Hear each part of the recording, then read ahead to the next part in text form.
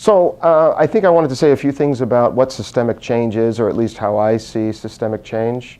I think the notion that comes to mind when I think of the notion of systemic to begin with is inter-relatedness, which means that all of the different factors and things that take place in a world or in a universe, all of these are interrelated, which means if something happens to one, it changes in some way something that's happening in other places.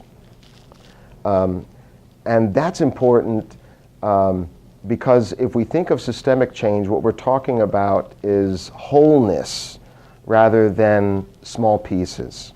So the proposition here is basically that if we want the whole, if we want the whole to change, if we want the universe to change, if we want that world to change, we can't just change one piece.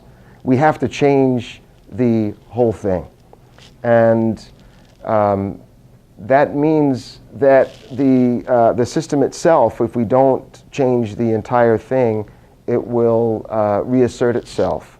It will be resilient. Schools, for example, are well known to be very, very resistant to change, and they're very, very resilient kinds of cultures.